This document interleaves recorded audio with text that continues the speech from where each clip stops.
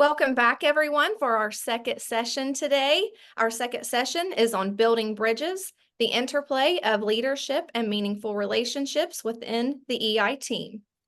Our presenters today for this session is Susan Jones and Beth Popich. I'll read their bios and then I will hand it over to them to get started. Susan Jones is a trainer, advocate, and facilitator dedicated to supporting children and families in their educational and life journey. She has worked as a speech-language pathologist, developmental specialist, administrator, and most recently, a consultant with the Ohio Association of County Boards of DD.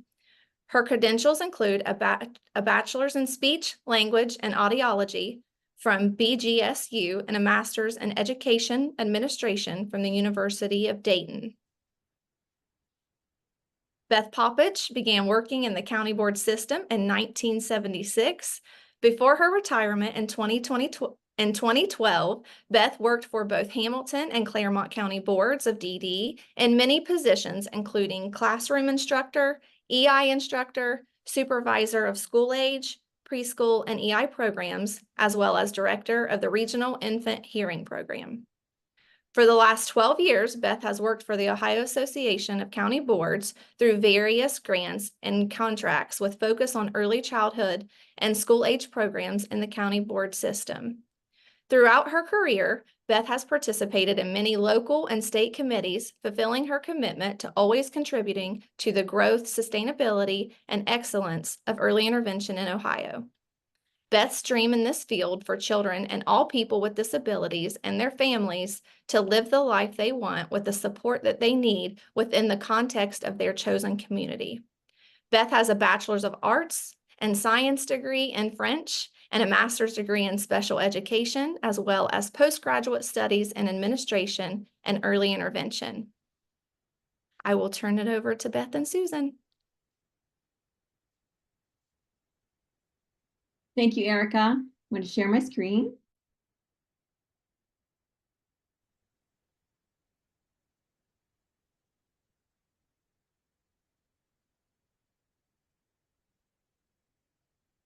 Did want to mention that on this session, we've had collaboration with Bev Smith and Marilyn S.B. Sherwin. They send their hellos and best wishes as well. Hello and welcome. We're so happy to be here. Beth and I miss you all a lot and are just happy to have the opportunity to connect with you and to share some information. And so before we do that, we have a very serious poll that we want to do. We're doing some research on readiness to receive new information. So this is important. So please respond, and we're going to launch the poll. So on the scale of dog, how are you feeling today? So you're going to pick the picture that most closely aligns with your mood at the moment.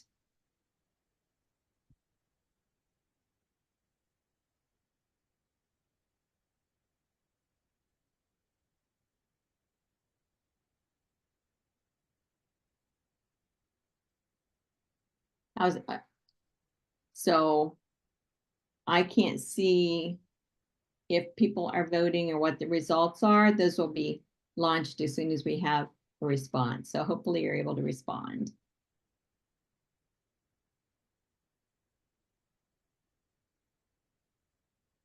Susan and I always talk about who we are. I keep landing on number 3. Like I'm just always all over it.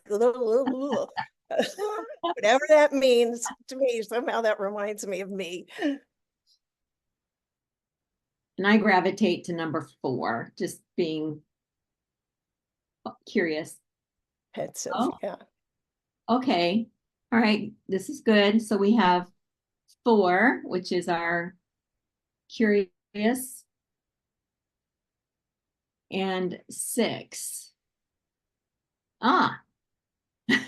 Yeah. Yeah. Just a little interested but skeptical, I'm going to say. Yeah. Number 6 looks like. I'm glad I have some folks with me on number 3. Just all over the place. Yeah, we have a few 5s, so hopefully we can lift those lift that little chin there a little bit during our session. And then number 7, it looks like. Okay, so 6 and 7 are both kind of What are you going to tell us? All right. Okay. Thank you, everyone, for responding to that.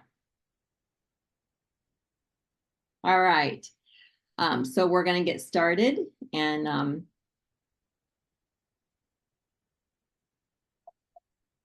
okay. Beth, take it away. Thanks, Susan. So great to be here with you all. And those of you who are sending notes and such, you're almost going to make me cry. So stop doing that. But I appreciate hearing from you all, and we do miss you. Things we kind of want you to look for today. We're not going to tell you too much what we're going to talk about, and these might surprise you. First thing we're going to talk about is loving yourself. Love your job. This one can be very tough. Love your team. And B vitamin C. So Susan, we can go on to the next slide. Thank you. So I'm going to tell a little story here on this slide. Just take a moment for this slide, because Bev and Susan and I, as you know, had the privilege of working with so many of you over the past 10 to 12 years. We learned from you. We had a front row seat to your teams, to individuals, and we learned so much from you. One of the things that we observed, that we pondered always, and that is, we noticed almost no matter what, when we left a team meeting or a training, we would talk, and all of us had the same thought: leadership, leadership, leadership. The teams that are successful have good leadership. In fact, we noticed several times, not once or twice, several times, that when good leaders left a team, that team tended to revert back to poor team participation and kind of disappeared off the face of the earth. And that really bothered us. But we all noticed it. Couldn't quite put our finger on why. We also noticed from all of you that all of you are leaders, that in team meetings, you never know who's going to be the leader of a topic or of an IFSP discussion, or of leading something that's fun and friendly and silly. So everybody's a team member. So we wanted to ponder, what can we do to build teams, to build up you all. We respect you, we love you, and we want you to bring the very best you can be to teaming. And we kind of had an aha moment, and that is, teaming is the crux of where good early intervention practices happen. If we miss good teaming, we are not giving the very best that we can to families. We owe families good teaming. When they're a part of the team, we owe them good teaming. And when they're not, if they're not in a meeting, we owe them good teaming. It's our promise to them. That's where our promise to them gets fulfilled, that we're going to provide them with the very best services. We must be resilient teams. If something changes, which things will always change, we must be strong enough to move through those changes and still provide the best services to families through teaming. We need to be resilient and sustainable. So Bev and Susan and I dug into this, thinking specifically of you all. So we appreciate that. Thank you. So as I mentioned, and for the purpose of this discussion this morning, everybody is a leader, whether you're a director or a supervisor, an assistant, a team member, a DS, service coordinator, occupational therapist, nurse, family, of course. All of you take on leadership roles, and you have leadership roles within your own family. If you're PSP, you're in a leadership role. The service, everybody is. But we also learned some other tidbits. These I'm going to read now are from an article that we found. The one who takes responsibility is a leader. The one who influences others is a leader. I'm hoping you're hearing yourself in these. The one who makes a difference is a leader. So we want you to approach this thinking of yourself as an individual, the person who you are in everyday life, as a team member, as a team, and as a leader. So we're speaking to all those parts of you. So Bev and Susan and I started thinking, well, what is tough? What makes EI tough? Because we know that it's tough. We've lived it ourselves. We've each been in worked with families directly, as well as being administrators in early intervention programs. We know that it's tough. So we thought back, okay, what is unique to EI? Well, you all know that every second of the day, you have state and federal guidelines, compliance, new rules, old rules. You have your brain filled and have to have available at any moment to knowing what these state and federal rules are and what compliance is. You also have their county dynamics. You got the county commissioners, you have other agencies within the county who you work with, maybe your early Head Start, your FCFC. So you have a lot of county level issues, again, that you have to always be on top of. You also have your own agency issues or opportunities, I should say. You have your board, you have the superintendent, you have other departments. Where does EI fit in? And of course, staffing. And we all know that that's a whole nother issue, training, evaluation. So all of us have a lot on our mind. Susan and Bev and I call this noise. So we have noise constantly in early intervention when really our focus is the family. So how do we get focused? Okay, Susan. More noise. So we thought, well, let's think about Ohio directly. What's going on here that could be stressful? And the first thing we thought of applies to Ohio, but EI in general as well. And that is that we are focused on real people. This is serious business that we're doing. We're not making widgets. At the end of the day, we don't count something and that helps us know if we've done a good job or not. We are dealing with real people. Lots of the teaming research is on teams that are in sports or teams that are in business. We are in the team of people. You all, EI in general, faces increasing enrollment. Again, that is stress in and of itself. Some of you lack resources. Each one of you is different from the other in terms of what you have available to families. Leadership roles. Another thing we observed, and we think that this can be stressful, is each county is different. Some counties have a leader assigned to EI, maybe a supervisor or a director. Other leaders maybe have a lead DS or a lead team member, a lead service coordinator, or you may even have a lead who's not a part of your agency. Like a service coordinator from a different agency or their boss from a different agency. So each of you are different, which makes it difficult to communicate with other counties. It's to find a match that's a good partner for you to team with and learn from. Support for leadership. Bev and Susan and I were part of rewriting the rule that for EI that took supervision out of the leadership or out of the rule. And we understand the rationale. We're very concerned about the support for leadership. So it's another challenge that you all have is where does your support, your training, your people, where are they? And of course, I don't need to say to you, constant change. You were welcomed this morning by DCY. Susan and I are both old school. We were like, where's DODD? I mean, not really, but and we know you're feeling that as well. Things are going great, we hear, and we're very proud of that. But constant change, all this is noise. And the biggest factor is also families and time. Do we have time for families? They are who we owe good teaming to. Okay, Susan, thank you. And we darn well know that every one of you in here sometimes feels like you're carrying a boulder up a hill. You're in an uphill battle and the load is too heavy and you're carrying the weight of the world. We know exactly how you feel. In fact, you probably every now and then it just happens. You're going to feel that way. You've got too much on your mind. Okay, Susan. But guess what? So we decided to look into that. Okay, we know we're stressed for sure. But guess what? That works against you. The stress triggers in us, shuts off the cognitive part of our brains. So we literally, if we're in a team meeting and we're stressed about anything, we let noise be interfering with our participation in the meeting, we are giving less to our team. Our team is doing less good work. Our teams are receiving less service, less excellent service. So stress matters.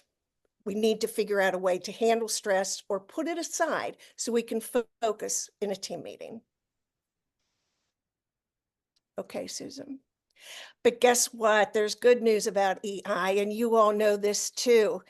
One of probably the biggest benefit in EI, and we also listed it as a challenge, but guess what? We get to work with real people and real lives and real families. I guarantee you, I know that every single one of you on this call loves families and you love what you do. We're in the best field in the world and we all want to get it best. So we're so glad we don't count widgets. We get to work with real people and impact lives in a positive way. Okay, Susan. And another benefit is that we're not in this alone. We have an entire team to support us. We have experts in different fields with different personalities, different experience that we get to put together to develop the best for families. And we have the honor and the privilege of working with families. So we are not alone in this field, and that is a benefit to all of us. Susan. Okay, so tip 1, it begins with you. Love you. Every team member shares leadership responsibilities. Individual contributions, skills, and accountability drive the team's overall performance and cohesion.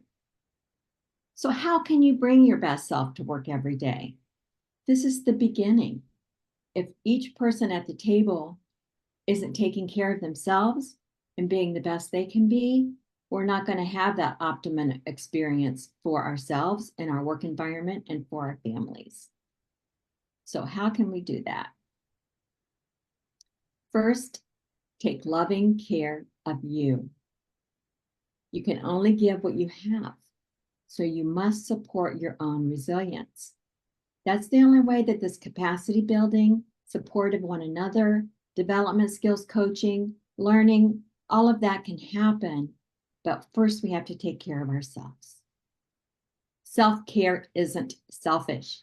Self-care is unique to you, very personal, it's necessary, it's essential, and it's required. So never, ever feel guilty about taking care of yourself. We are in a giving profession. So our makeup is already of that mindset. So we take care of people in our personal lives. We take care of people within our professional lives. Well, first, we have to take care of ourselves. The basics of taking care of yourself is nutrition, hydration, good sleep and rest, hygiene, exercise. And when we say exercise, it's moving, doing things that you enjoy. If you don't enjoy it, you're probably not going to do it. So find things that you like. And boundary setting, really knowing yourself. So when it's too much, you can say, it's too much, I need to back down. Just controlling those things that are going to make it work for you. Reaching out, connecting with others, connecting with nature. This isn't my favorite one, chores and cleaning physical spaces. But I know I feel better when I'm in a neat and tidy space. I'm just not very good at it. So presentation, feel good about how you show yourself to the world.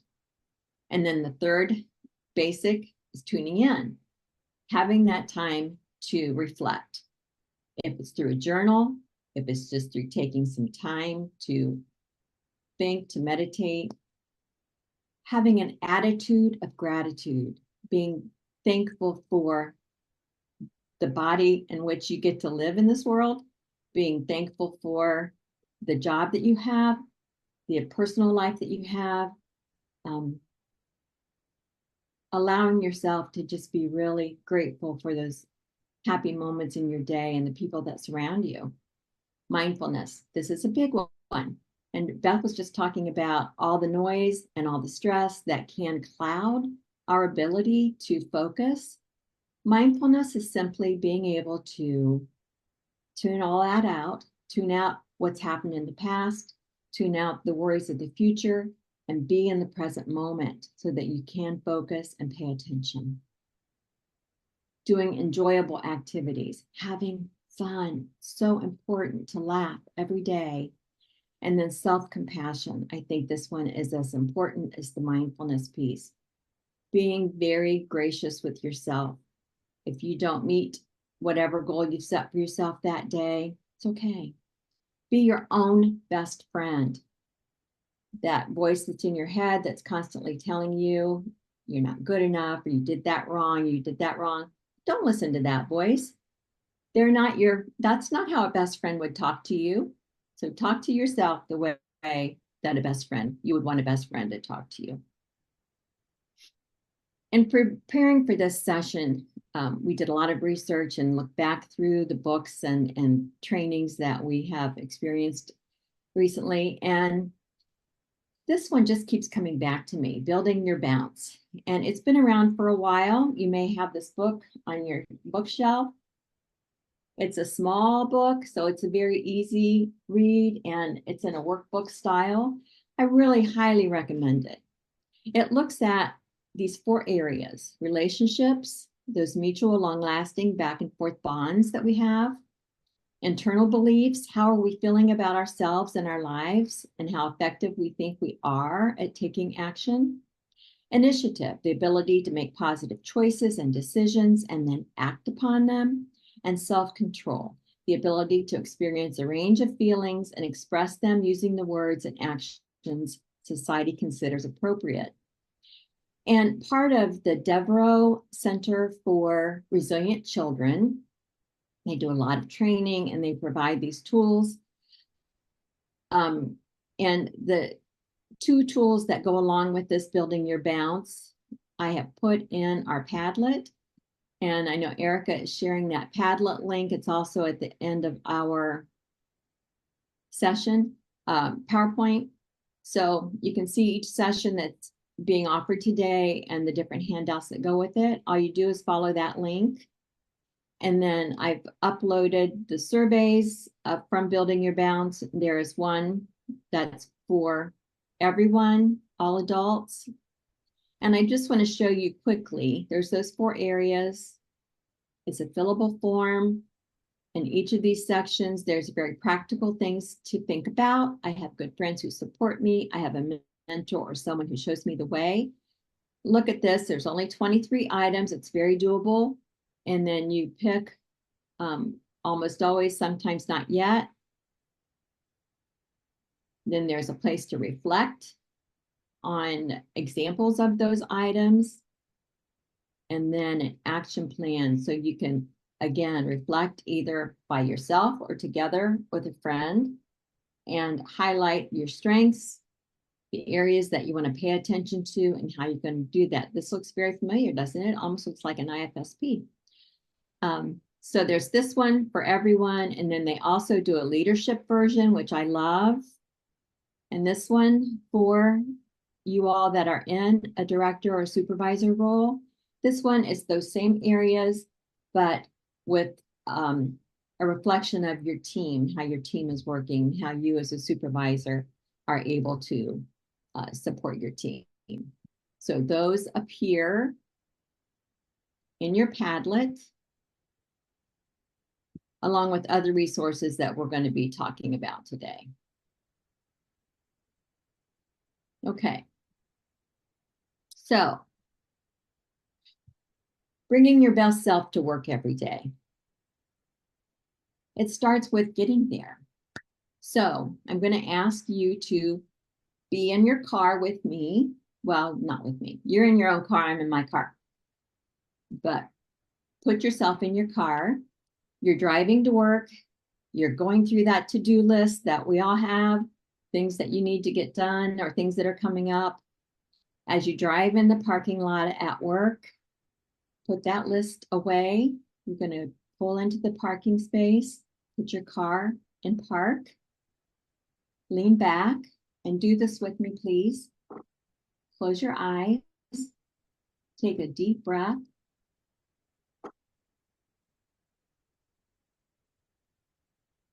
And think about why you accepted this position. How excited you were to get that call. You got the job. They chose you for your talents, for your gifts, your experiences, and your knowledge. They chose you. You get to work here and be with people who of like mind, who are doing amazing work. Take another deep breath. Now you're going to open your eyes, open your car door. And as you step out of the car, feel your feet touching the ground. Let the air as you walk into the building, feel it on your face, in your hair. Open the door and greet your coworkers with a smile, or that family if you're doing your first visit. And you're ready to take on the challenges of the day with this positive energy, being mindfully present in your work. Okay, thank you. Now we're going to get out of the car. Working hard for something we don't care about is stress. Working hard for something we love is passion. Now I'd like for you to think about, we're going to go into skill sets now that go with being a team member. And think about your favorite team members that you work with. When you walk into a team meeting and you see these people at the table, you kind of have a sense of relief and you know it's going to go well. What are the characteristics that they demonstrate that make him or her a trusted colleague? And please start writing in chat. Let me know, what are those characteristics that you look for in a trusted colleague?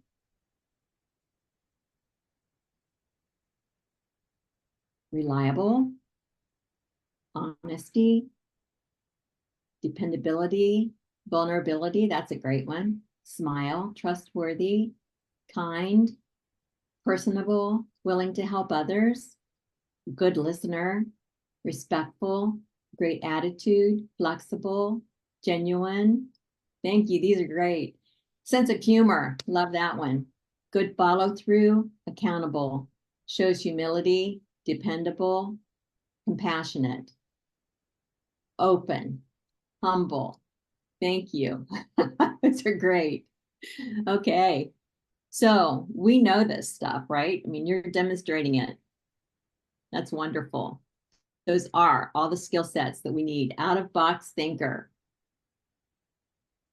Leads us to training tip number 2, love your job.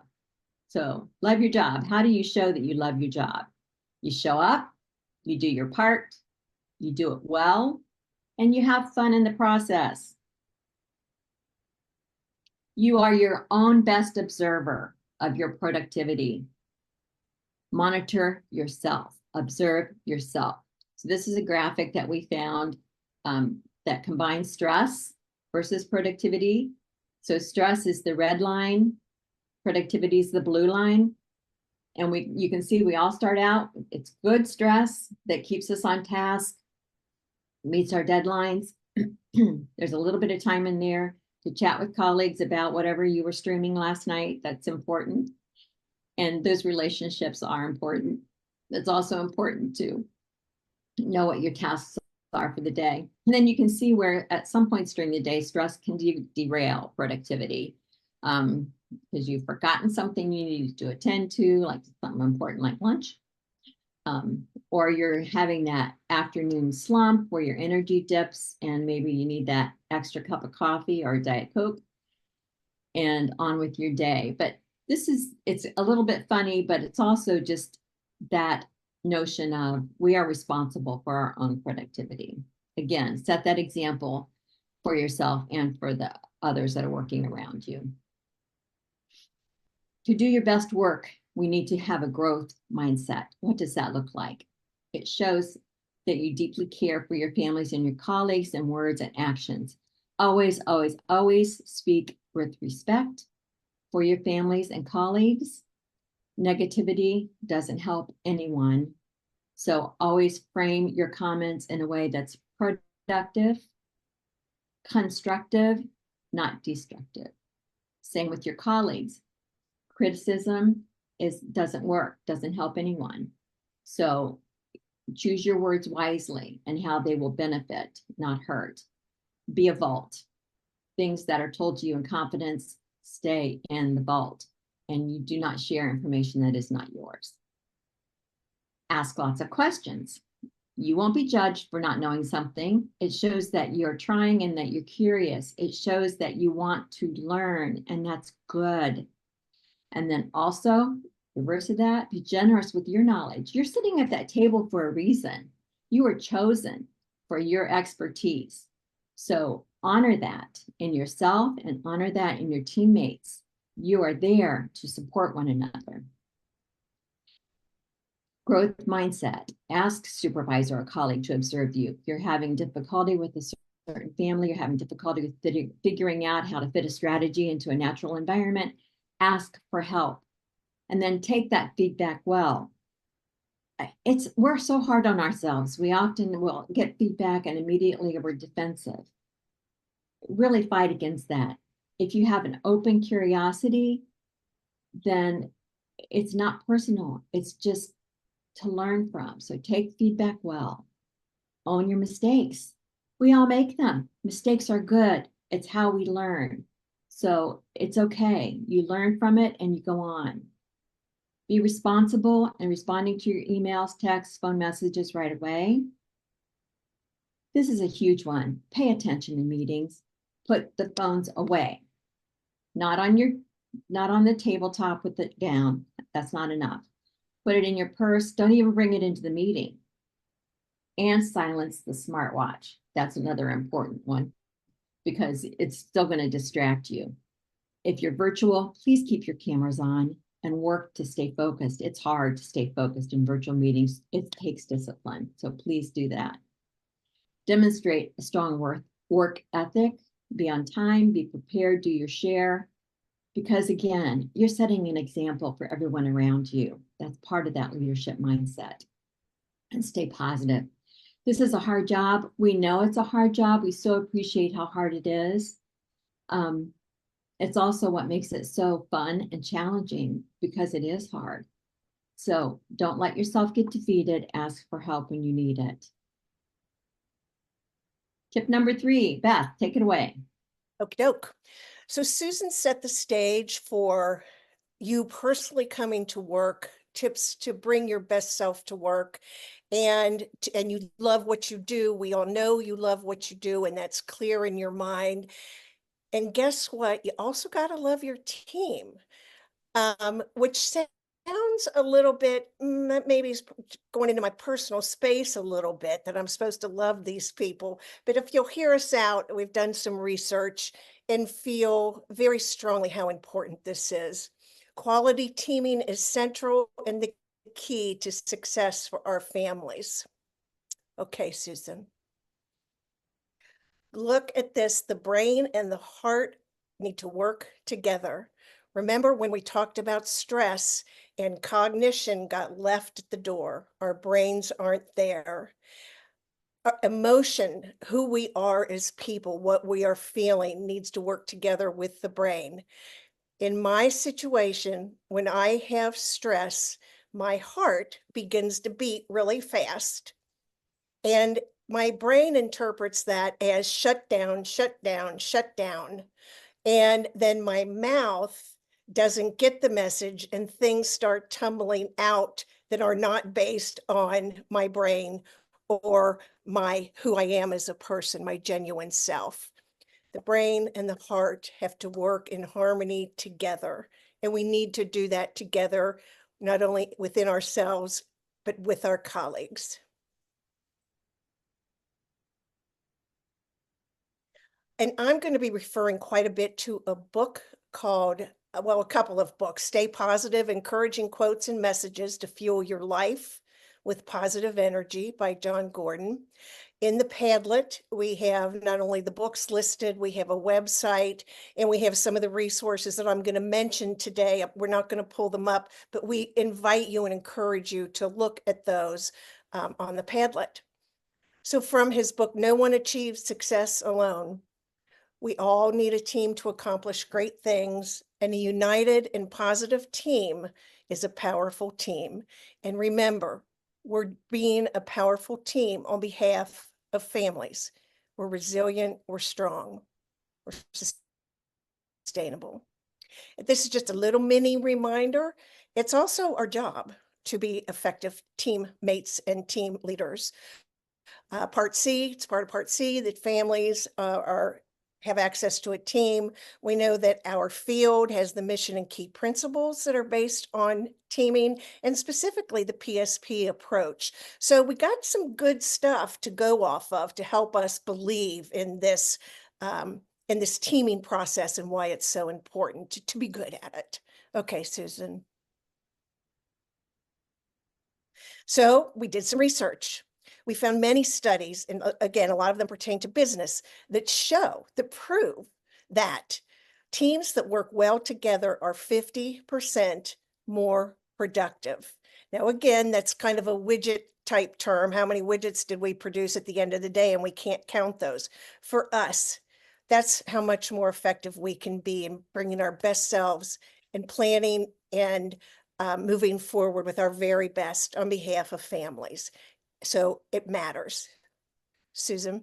So also in the book, the other book is called The Power of Positive Teams. So we were thinking, okay, well, we're seeing where the stress is coming from, and we know individuals need to be strong and clear of what their own purpose in this job is.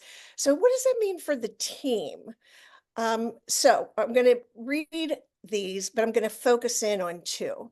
So shared vision, positive cultures, optimism, positivity, and belief. Transform and remove negativity. Okay, Susan. Communicate and connect, commit and care, always striving to get better, and believing truly in your heart that we are better together. Okay, Susan. So we're going to, this is another, it's a poster, they call it, that you can download. This is a summary of a lot of what we're talking about today. And again, that's there for the visual. You can go onto the website and you click on the section that says posters or shareables, and you'll have access to many posters and visuals that you can download and use and share. So I said we would focus on two. We're going to focus on vision and culture. So with all the noise we have, we know that. We know we bring noise into our daily life and into our job. How can we focus on our vision? Well, we can't focus on it if we don't know what it is. A vision is a statement that the team helps develop that you believe in. It's not something that somebody hands to you. It's not something that you read in a book. It's something that you acknowledge out loud with each other. Just a sentence. It's the North Star. It keeps you focused. You keep yourself focused on the North Star. Your team members help all of you focus on the North Star, and your team leader helps focus on the North Star. We and I are lucky, we've mentioned this, because really our vision is families. Still, it is worth your time as a team to just take a moment, maybe even every team meeting, revisit your vision or have it up on the wall. Doesn't need to be time consuming, but we all need to believe in why we're here and that we want to be good and better together. Okay, Susan. And from the book, it's essential for you and your team to understand why you exist and the difference your team can make. When each member of the team knows their team's purpose and how they can contribute to it, the collective energy and passion will soar. We owe families that energy and that passion, and a vision, a shared vision by the team, will help us get there. Okay, Susan. Another poster, a team that believes together, achieves together, can kind of put that, oh, well, that's kind of corny, but guess what? It's true. We need to know that we depend on each other and we believe things together when we make things happen together. Okay, Susan. Now, you might think, oh, well, yeah, let's just show up and be chipper and then I can get on with my day. That's not what we're talking about. We're talking about real optimism. Susan talked about when you get up and you're in your car, think about your optimism, how happy you are to be there, the vision. You know the vision for your team, the purpose, and you know it because your team has talked about it. And unity, and that makes teams great. This next sentence is so important. Positive teams confront the reality of challenging situations and work together to overcome them. Remember at the beginning, we mentioned how when team leaders left, often we saw the team kind of crumble. We need our teams to be resilient and sustainable and to be strong together through challenging situations, because situations are going to be challenging. Families don't need us to fall apart from time to time. They need us to be strong. They need us to believe in our vision. Okay, Susan. So similar to Susan's question, just for a second, just to think through culture. Let's talk about team culture. What does that mean to you? What do you need when you walk into a team meeting? Susan had you write things that you admire about a person at the team, the person who makes you feel good. How do you want that room to feel? What do you want to be in the vibe? What do you want the synergy to be? So respectful, yes. Welcoming, positive, yep. Community friendly, open, yeah, yes. Supportive, yes. Even if you disagree, you can talk about it. Yes, relaxed, prepared, yes. Inclusive, not judgmental, yes. Yes, people who are happy to be there, yes. Open-minded, yep. Once again, you guys get it. These are the things that help us eliminate the noise. Exactly. Okay, Susan, thank you all for contributing. So, yep, we did the research. So culture, yes, it's the vibes of your team. It's the synergy. Successful teams are, I think you mentioned every single one of these words, and there are many, many more. Flexible, committed, rewarding, motivated, inspiring, trusting. Those are the characteristics of our team. When we walk in the room, we want our heart and our brain to feel those things. So those two things can work together to be the best we can be. A hostile environment or a hostile culture is stressful, unsupportive, outdated. We used to, we want to do things the old way. Biased, micromanaged by either a leader or by someone else, toxic. This is what shuts us down.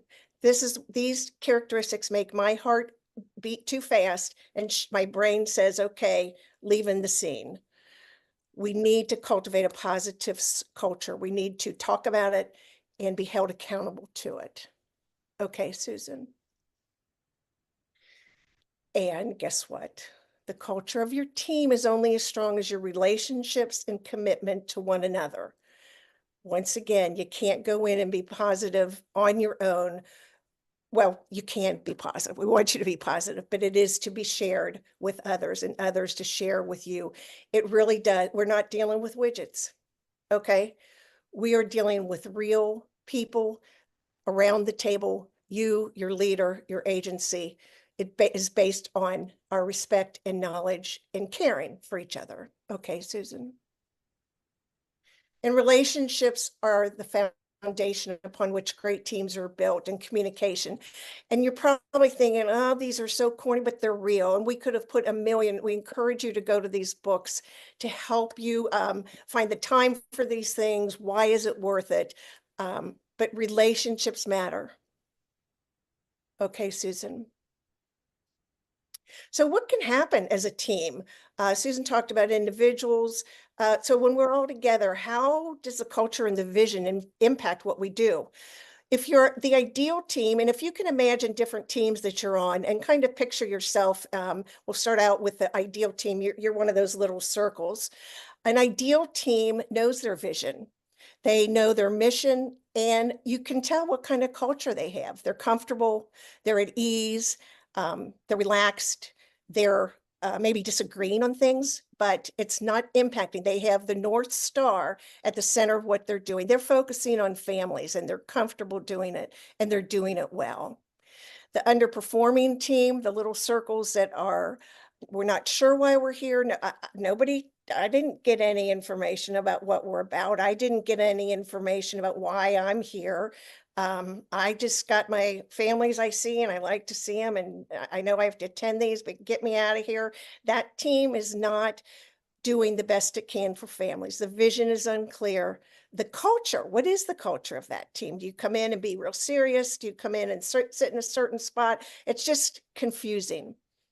Opposed to that can be the overstructured team where everything is like this. We're going to stick to our mission, and the meeting starts at 10:02, and to 10:05 we talk about this family, and from 10:05 to 10:03, if we aren't done at 10:03, we have to move on. This team, you're uptight, your body is probably tense. Again, we're not able to fulfill your mission and your vision and create your culture because you're too uptight. Ambiguous roles and disorganized team are kind of similar. Again, why am I here? I like working with families. This team business, I don't know what my role is. Am I the PSP? Am I not? Is the service coordinator doing that, or am I going to do that? This muddles our opportunity to do the very best work we can do and to fulfill our term's vision on behalf of families. Okay, Susan, so we can go to the next one. And why else do we have to be resilient and sustainable? Guess what? Teams are an ever-changing, living, breathing entity. There are stages of teams. There's teams that are just getting together and you're just getting to know each other, and people tend to be polite, that kind of not fake positivity, but not deep positivity, let's say. So you're just getting to know each other. Then sometimes you'll be storming. It's when you disagree. Yep, absolutely disagree. You need to disagree. If you don't disagree, you're probably not being as authentic as you can be as a part of a team. Norming, that's where you're all kind of cooking along. You understand your vision. Your culture's pretty comfortable. And then performing is where you're really cooking. And you all know that feeling after a team meeting, but it just feels good. And you know what your role is and how it fits in with others. And then adjourning, people are always coming and going. We must be resilient and strong to be sustainable through these different stages of teaming. Okay, Susan. And then the next subset. So what can happen to cultures in a team? What could possibly go wrong? We decided that we're all going to be positive and support each other. Okay, Susan, so we're going to go through these. The ideal team, everybody's at the table, everybody understands their role. Look at the mission's the center. The mission and the vision are exactly what we know we're focused on. This isn't silly time, this is serious time. We're all participating. The leader is there, but participating as a member of the team. Our hearts are settled, we're comfortable, we're doing our best work. Okay, Susan.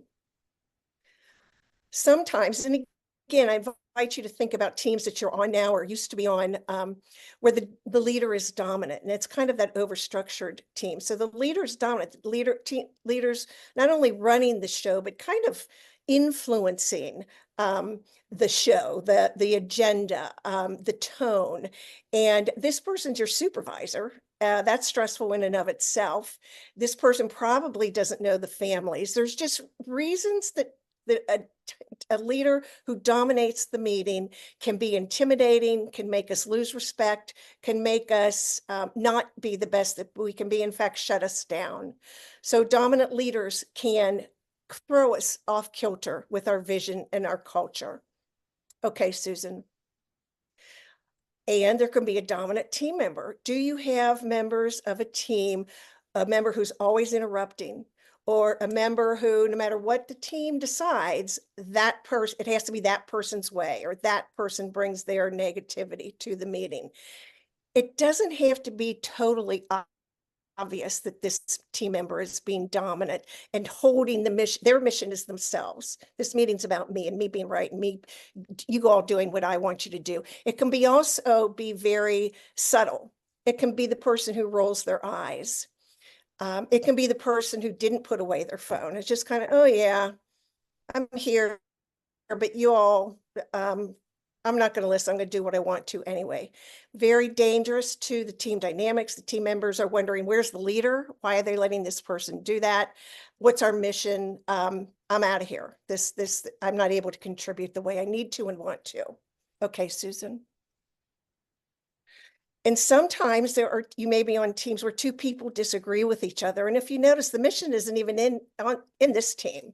They're too focused on these two people who get along, not in a positive and supportive way, but who disagree just to disagree with that person. They have a beef with each other. And that takes your vision, that your heart starts going again, your brain shuts down, all the good things that we've talked about teaming and your best self get shut down. Where's the leader?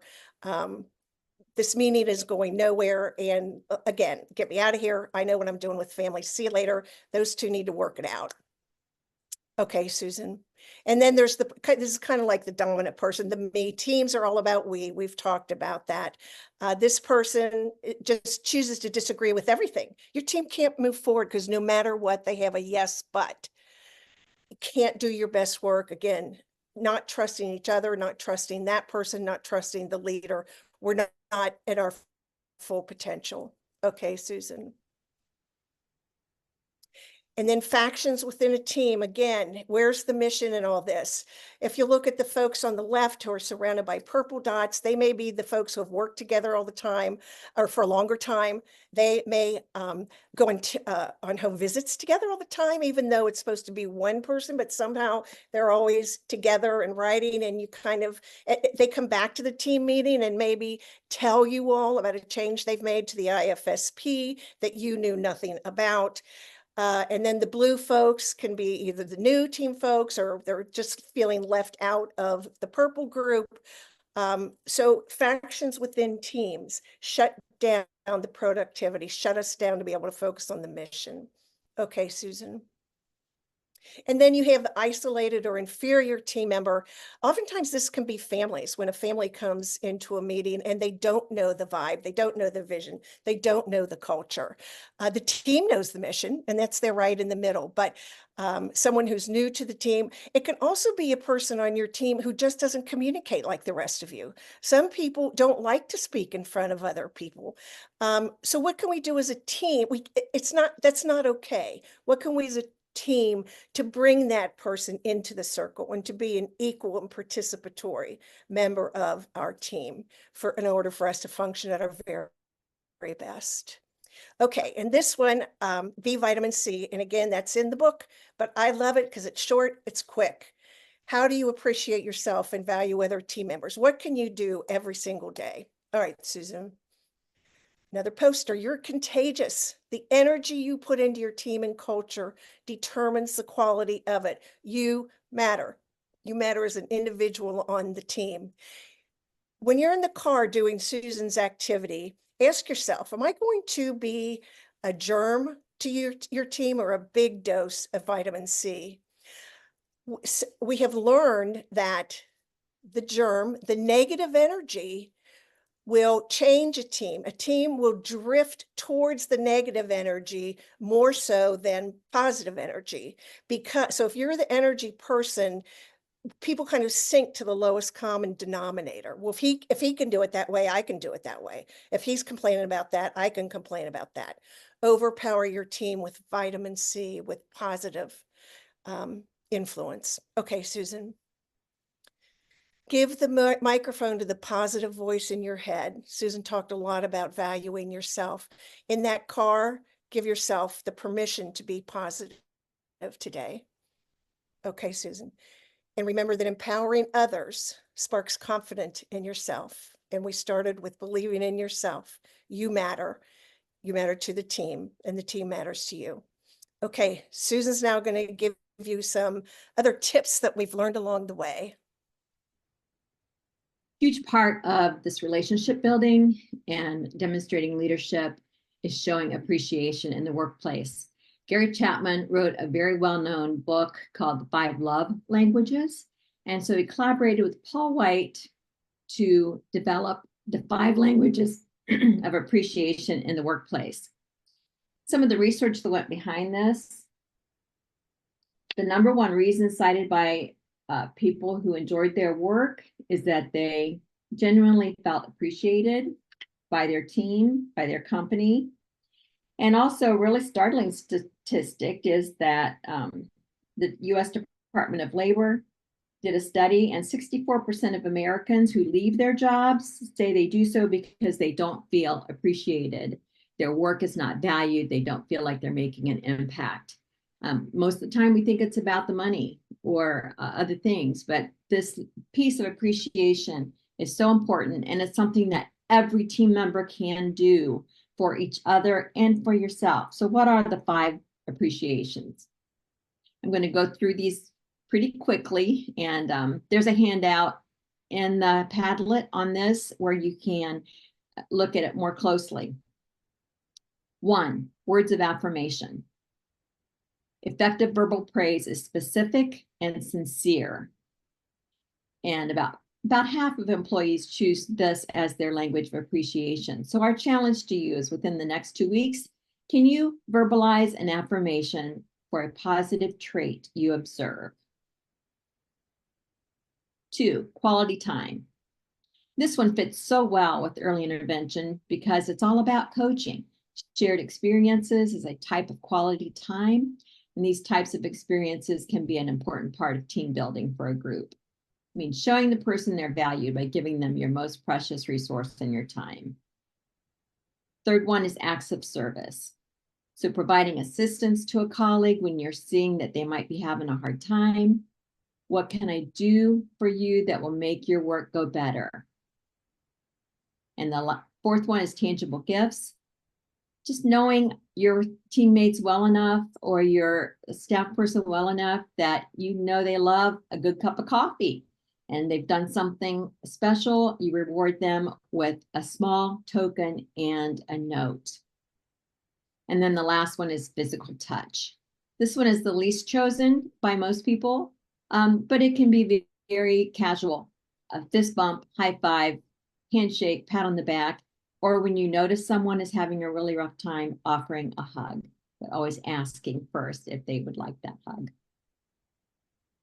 So there's this book, and it is in that resource is in the Padlet. And I don't know if we have time to do this last poll, but let's launch it. If you could please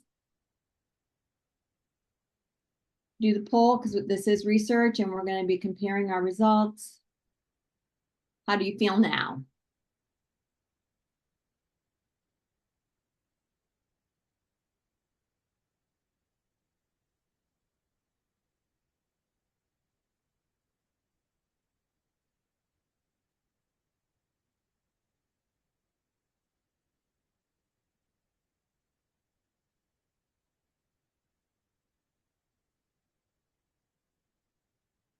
Okay, thank you all for participating in that. Can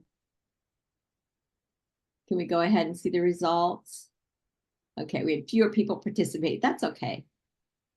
And we have, well, good. We have more 4s. 4s is in the lead, so that's good. Calm curiosity. All right, that's great. And then just a reminder, here are the resources that we've based our talk on this morning. And we have these available in the Padlet. And then also, I just really highly recommend, this is a cool training that's coming up. It's free for an hour, offered by the Devereaux Center for Resilient Children. And we thank you so much for your time and attention. We've loved being here with you today. And thank you. Best wishes for a wonderful week. Thank you, Beth and Susan. That was an excellent session.